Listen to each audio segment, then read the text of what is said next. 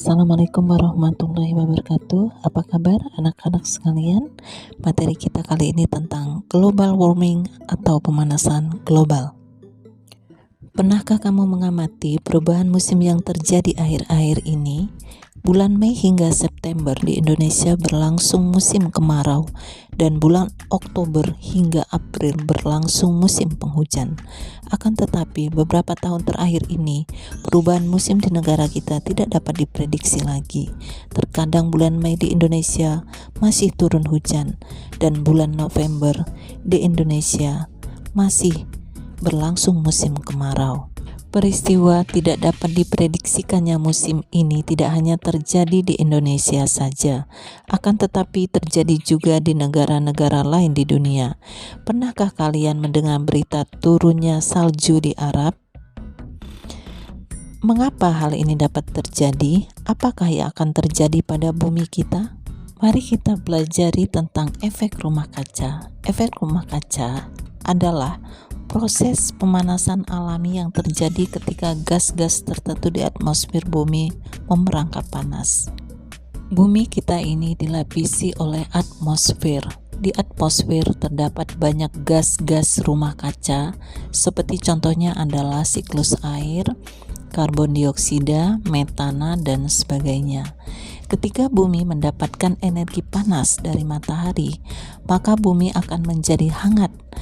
Energi panas matahari akan diserap oleh bumi, sebagian lagi akan dipantulkan, dan sebagian juga akan dilepas ke atmosfer dalam bentuk radiasi inframerah. Disinilah efek rumah kaca akan terjadi, yaitu proses pemanasan alami yang terjadi ketika gas-gas tertentu ini memerangkap panas di bumi. Dan efek rumah kaca ini sangat bermanfaat bagi kehidupan manusia di bumi, karena tanpa gas-gas tersebut kehidupan di bumi tidak menjadi ada. Penduduk bumi semakin padat, aktivitasnya makin tinggi. Secara tidak langsung, kita dapat meningkatkan suhu bumi secara tidak wajar, dan disebut dengan pemanasan global atau global warming. Pemanasan global atau global warming adalah sebuah fenomena atau proses naiknya suhu rata-rata atmosfer, laut, dan daratan bumi secara bertahap, serta sebuah perubahan yang diyakini secara permanen mengubah iklim bumi.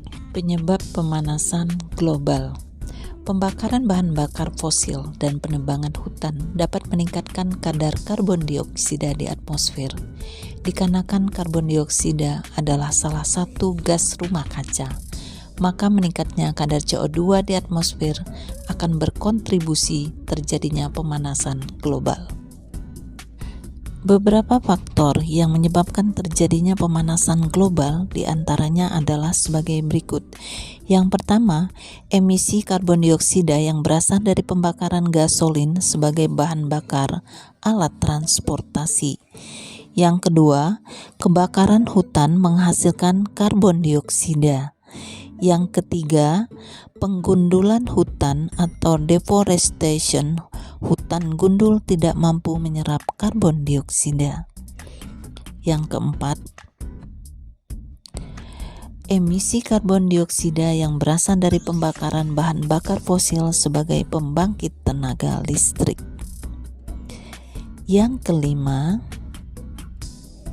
penggunaan spray, AC, kulkas menghasilkan chlorofluorocarbons atau CFCs.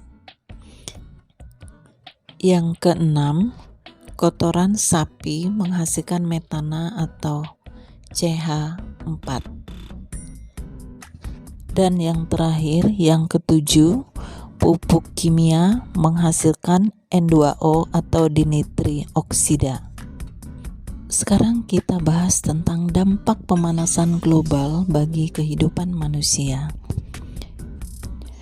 Dampak pemanasan global Yang pertama, temperatur bumi semakin tinggi.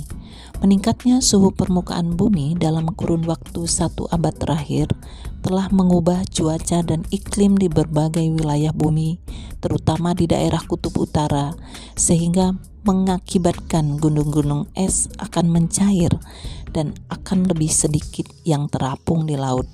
Juga curah hujan akan meningkat dan badai akan lebih sering terjadi. Air tanah juga akan lebih cepat menguap, sehingga beberapa daerah akan menjadi lebih kering dari sebelumnya. Angin akan bertiup lebih kencang dari pola yang berbeda-beda, sehingga terjadi angin puting beliung yang lebih besar. Juga pola cuaca menjadi tidak terprediksi dan lebih ekstrim. Yang kedua, mencairnya es di kutub yang menyebabkan kadar air laut meningkat.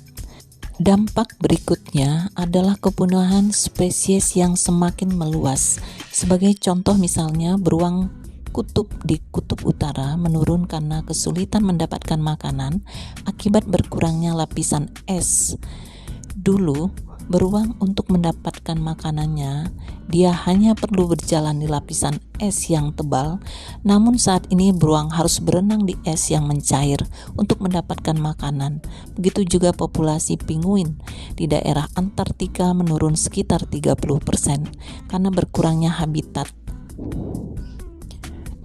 Dampak berikutnya adalah hilangnya terumbu karang. Sebuah laporan tentang terumbu karang menyatakan bahwa dalam kondisi terburuk populasi terumbu karang akan hilang pada tahun 2100 karena meningkatnya suhu dan pengasaman laut. Sebagaimana diketahui bahwa banyak spesies lain yang hidupnya bergantung pada terumbu karang. Dampak berikutnya adalah gagalnya panen secara besar-besaran. Dampak berikutnya adalah penipisan lapisan ozon. Lapisan ozon adalah salah satu lapisan atmosfer yang berada di dalam lapisan stratosfer, yaitu sekitar 17-25 km di atas permukaan bumi. Lapisan inilah yang melindungi manusia dari bahaya radiasi sinar ultraviolet. Berdasarkan pengamatan satelit, diketahui bahwa lapisan ozon secara berangsur-angsur mengalami penipisan sejak pertengahan tahun 1970-an. Demikianlah beberapa contoh dari dampak pemanasan global. Agar pemanasan global atau global warming ini tidak terjadi semakin parah, maka ada upaya-upaya untuk menanggulangi pemanasan global. Apa itu upaya penanggulangan pemanasan global? Yang pertama adalah menggunakan energi terbarukan dan mengurangi penggunaan batu bara, gasolin, kayu, dan bahan bakar organik lainnya. Indonesia melalui Menteri ESDM atau Energi dan Sumber Daya Mineral sudah bertekad mencari terobosan baru, yaitu dengan pemanfaatan biogas sebagai alternatif pengganti penggunaan bahan bakar fosil atau batu bara untuk pembangkit listrik. Dan industri biomasa adalah energi yang dibuat untuk bahan bakar yang didapat dari sumber alami yang dapat diperbaharui seperti tanaman dan hewan. Kedua adalah meningkatkan efisiensi bahan bakar kendaraan. Ini dilakukan dengan cara apabila kita pergi ke sekolah, ke kantor, atau kemanapun kita pergi, kita lebih sering menggunakan transportasi umum supaya pengeluaran gas karbon dioksida dari kendaraan bisa berkurang jauh lebih banyak. Yang ketiga adalah mengurangi deforestation atau penggundulan dan pembakaran hutan untuk lahan pemukiman dan lahan industri. Yang keempat adalah mengurangi penggunaan produk-produk yang mengandung CFC dengan menggunakan produk-produk yang ramah lingkungan. Dan berikutnya adalah mendukung dan turut serta pada kegiatan penghijauan. Yuk kita selamatkan bumi kita dari global warming atau pemanasan global.